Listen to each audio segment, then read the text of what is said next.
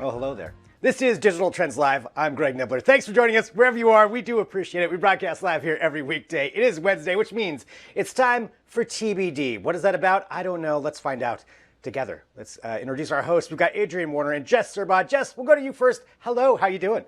Oh, hello there, Gregory. I'm lovely. How are you doing? I am doing excellent. We have Jess Surbaugh and, of course, Adrien Warner. Hello, Adrien. Hello, Greg. Happy Wednesday. Thank you. Thank you very much. So, Adrien, TBD, what are we talking about today? Well, today's episode is called Television's Big Day because we're going to be talking about the 72nd Annual Emmy Awards, which is going to be coming up this Sunday, September 20th. So I have to ask you, Greg, are you planning on watching the Emmys this year? Well, I just found out when they were, but yeah, I mean, I might actually watch the Emmys this year. You've been interviewing so many awesome and amazing, talented actors. I probably should have known you'd about tune this. in. Yeah, should see. Well, like I said, it's going to be on this coming Sunday, September 20th. And I feel like a broken record. I feel like I say this every episode. But obviously, this year is going to look a lot different than previous years. With COVID in play, awards have really been taken for quite a ride.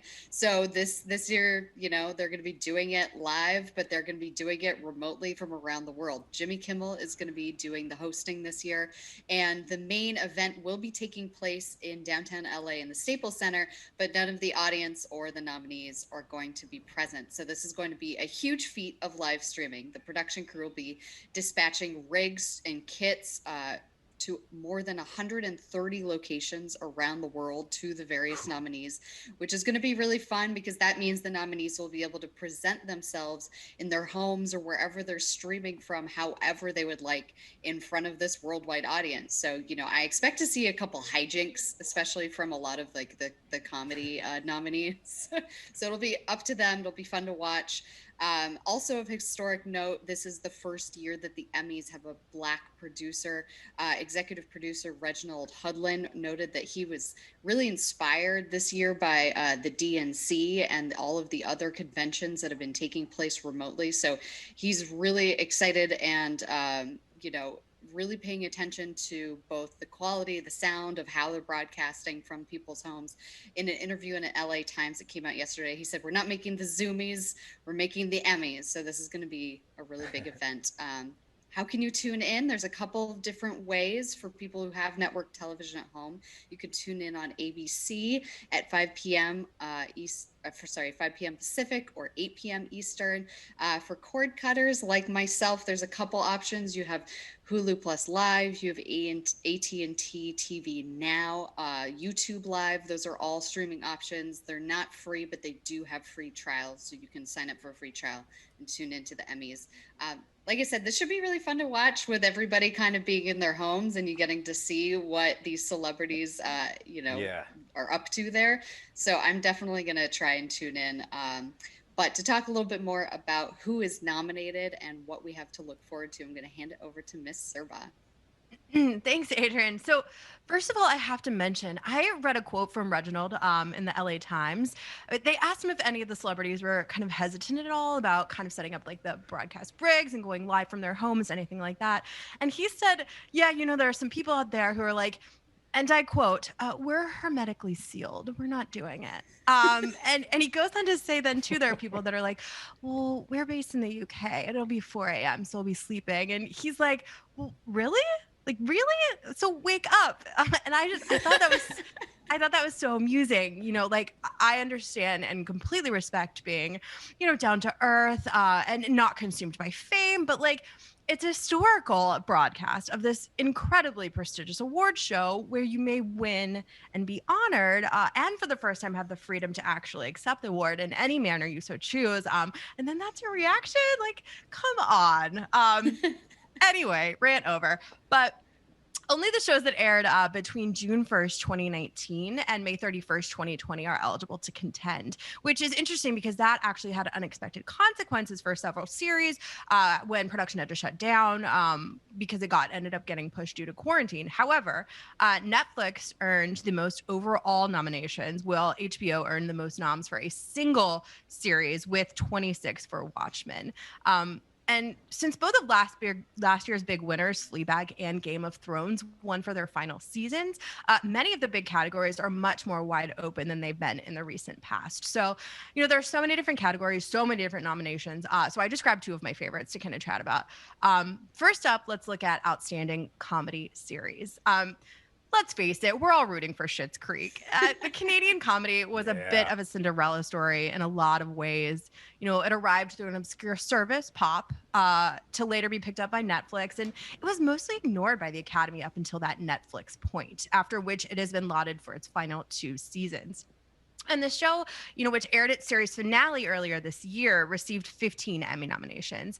The series is nominated in the comedy series categories of Outstanding Lead Actor for Eugene Levy, Outstanding Lead Actress for Catherine O'Hara, Outstanding Supporting Actor for Dan Levy, Outstanding Supporting Actress for Annie Murphy, with Dan also receiving directing and writing nods. So, everyone's involved. And I will note that The Marvelous Miss Maisel will attempt to come back after its title this year, after it was defeated last year by Fleabag. So it is another really tight contender. But if it's not going to be Schitt's Creek, I'm team What We Do in the Shadows for sure. That's my underdog. I was going to say, and I'm positive that you both agree. Am I right? Assuming. You're right. Yes. It's a regular human show. There it is. So next up, let's talk about Outstanding Limited Series. And let's just say it. Watchmen, Watchmen, Watchmen. It's all about Watchmen. In case you've somehow missed it, inspired by the graphic novel of the same name, Watchmen explores an alternate reality where mass vigilantes are hunted as criminals, and it tackles issues of terrorism, police brutality, and racism. It's seen as a bit of a hybrid between the original comic series and then executive producer Damon Lindelof's unique kind of creative vision of a storyline. It's been a complete hit. In fact, fans are, begging for a second season. But Damon straight up told Entertainment Weekly, I can't say that there definitely won't be, but I can't say there definitely will be a second season. And he's actually mentioned several times that he would love to see a Watchmen season 2 as written by someone else. So who knows on that one. But as far as the Emmys go, Rolling Stone's chief TV critic, Alan Sepinwall, said it best, I think. He, and I quote, in taking a revered and famously hard to adapt comic book and turning it into a commentary on white supremacy in America, Damon Lindelof and friends somehow predicted many of the terrible events that have happened in our world since the miniseries ended, and produced a show that should dominate the proceedings on Sunday night. So will he be right? Probably, but we shall see. Awesome. Yeah, Watchmen, definitely amazing. 2 things. Daniel Levy should win anything he's in, 100%, Always. all the time. And Catherine always. O'Hara needs to take that home. 100%. Yes. I agree across the board. And 130 different houses or whatever. I want to see all the celebrity houses. That's something else. I want to see something go wrong with that. So I'm excited about that part. Greg all right. wants to see something go wrong. I mean, that's part of the fun of it. I mean, you got to have something. So the Emmys taking place. Thank you. I know another part, though, of TBD is Kick Stop It. What is our product today? Yes. So our product, you got to listen a little bit to understand because it's quite fun. It's called the Kinetic Driver. So let's just listen to a little bit of the audio from the Kickstarter campaign to really get a sense of what it's about. Allow me to tell you why you don't need the Kinetic Driver.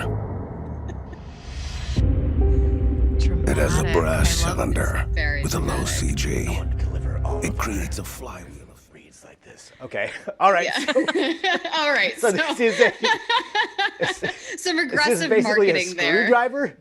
Yeah, it's basically a screwdriver for low torque applications that you can spin, and it will use the inertia of the spin to twist in the screw instead of you physically turning it a bunch of times. Kind of silly in concept, but I think actually maybe quite useful for, depending on its various application. It has a bunch of different tips you can swap out and things like that. I'm actually kind of into this. I mean, isn't this just a drill? It's a drill, but you don't have to plug it in. mean, How great is that? How many times do you reach for your drill and you're like, oh, I got to charge it? I mean, that happens to me all the time, right? Yeah, Drilling every. Yeah. I mean, all right. So it's a drill, a hand drill that you don't have to turn over and over. Okay. More of a Yeah. screwdriver. Yeah. I mean, it's a screwdriver, but it's working kind of like a drill. So you just have to spin it once, and then it does it for you. All right. Yeah. So how? I mean, it looks cool. I guess I'll give it that. I like their reverse psychology marketing. I too. appreciate that. They're like, here, let us tell you why why you don't need this, and maybe it means I need it. I don't know. It's non-corrosive, so how much which I are also like.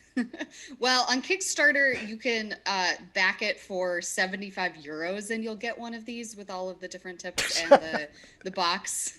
$75 for a screwdriver. 75 euros. So like that's probably what, like in the $90 or so, $100. $90, yeah. But I mean, think about it. Maybe this is the one screwdriver you need to roll them all. Yeah, I think I already know where I'm going. Price alone on that, I can buy like 50 screwdrivers for that much. But all right, Jess, for you, Kickstart it or Kickstop it? This is a kick for me. I can see how some people would find another, like a gadget like this interesting that, potentially is using it all the time. Again, I like their aggressive and reverse psychology marketing. It's a kick. Yeah, I can take it or leave it. Okay. Adrien Warner. I'm going to kickstart it because A, I like the design, and B, because I have terrible grip. And I feel like not twisting something over and over would be really great. But I do agree on the price point, and it's not like I'm replacing my screwdrivers that often. Like, let's be real. Yeah. Yeah. Well, yes. I mean, if I could get it for like $5, then I'm in for it. But 70 euros. It is made in Italy. I am a hard kick on that. Hard pass. I'm going to make one that's like half the price and then try to go after him for that. So I'm kicking it. That's 2 kicks and a kickstart. I think that's the first time we haven't all matched for a couple of weeks. So there it is. Awesome. And one other thing, of course, always for TBD, we've got some Charlie Cam. Yeah, we do. Yeah, We've got him making his little nest over there, going quite aggressive on making the bed, needing Nothing some biscuits. is right with this. I've got to fix Nothing this. is right. Charlie's the only one who can make it comfortable. Oh, look at that. Look at that. Oh, God, his little loafy body. All right. The best. It's quite Oh, fantastic. nope, not ready yet. Okay. Nope, not ready yet. Best is that he noticed me halfway through. And then shunned Leave me alone. Awesome. Well, Adrien, Jess, as always, fantastic. TBD every Wednesday. You two are awesome, and I will talk to you both soon. Awesome. Thanks, Aw. Greg. You're awesome too, Greg.